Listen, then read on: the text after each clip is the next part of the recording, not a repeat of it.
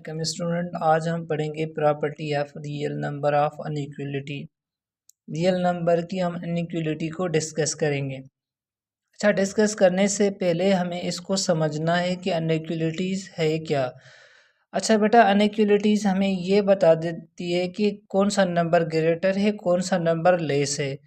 उसको पढ़ने के लिए हम अनइक्वलिटीज़ का यूज़ करते हैं। इसको आइडेंटिफाई करते हैं इस साइन के तरीके से। जिसका माउथ ओपन होगा वो हमें आइडेंटिफाई करके देगा कि ये साइड ग्रेटर है, और जिसका माउथ ये इस साइड क्लोज होगी ये हमें आइडेंटिफाई करके देगा कि ये लेस है। फॉर एग्जांपल, इसकी पहली प्रॉपर्टी है हमारे पास ट्रांजिटिव प्रॉपर्टी। ट्रांजिटिव प्रॉपर्टी में बेटा क्या होता है कि हमने फॉर एग्जांपल मैंने लिखा ए ग्रेटर देन बी। ए बड़ा है बी से, तो यहाँ पर लिखा बी इज ग्रेटर देन सी, तो यहाँ पर बी बड़ा है किससे, सी से। फॉर एग्जांपल इन दोनों को मैं कैंसिल आउट कर दूं तो हमारे पास क्या आएगा कि ए इज ग्रेटर देन सी।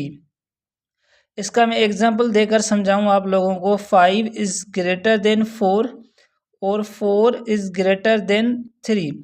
अब ये 4 यहाँ भी मौजूद है, यहाँ भी मौजूद है। इन दोनों को मैं कैंसिल आउट कर दूं तो मैं लिख सकता हूँ कि 5 इज ग्रेटर देन 3। तो ऐसी प्रॉपर्टी को हम कहते हैं क्या, ट्रांजिटिव प्रॉपर्टी। अब नेक्स्ट प्रॉपर्टी है हमारे पास एडिटिव प्रॉपर्टी। एडिटिव प्रॉपर्टी क्या होती है बेटा? एडिटिव प्रॉपर्टी वो प्रॉपर्टी है कि किसी भी नंबर को हम ऐसे नंबर में ऐड करें कि वो नंबर हमारे पास चेंज ना हो। फॉर एग्जांपल मैंने लिखा A is greater than B.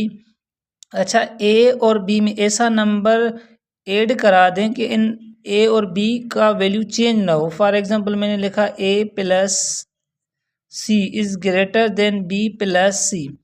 ये हमारे पास एडिटिव प्रॉपर्टी कहलाती है।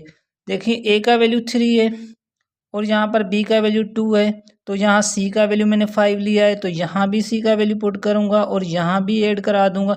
अब दोनों को मैं जब प्लस करा दूंगा तो ये साइड हमारे पास 8 हो जाएगी, ये साइड हमारे पास 7 हो जाएगी। तो हम इसको इस तरीके से पढ़ेंगे, 8 is greater then 7। For example मैं लिख दूँ यहाँ पर कोई दूसरा एग्जाम्पल मैं लिख देता हूँ, 3 इज ग्रेटर देन 2। अब ज़रा देखिए, मैं ऐसा नंबर ऐड करूं कि ये जो ग्रेटर की साइन है ना ये सी रहे। तो फॉर एग्जांपल मैं यहाँ पर प्लस कर दूं 10 ग्रेटर देन 2 प्लस 10। अब मुझे बताएं ये वाली साइड बड़ी या ये वाली साइड, इन दोनों को हम ऐड करेंगे तो ये 13 आएगा। 13 इज ग्रेटर देन 12। तो हमारे पास ऐसी प्रॉपर्टी को कहते हैं एडिटिव प्रॉपर्टी। सेम इसी तरह हमारे पास मल्टीप्लिकेशन प्रॉपर्टी भी है। यहाँ पर हमने प्लस किया, यहाँ पर हम मल्टीप्लाई करेंगे मल्टीप्लिकेशन प्रॉपर्टी में।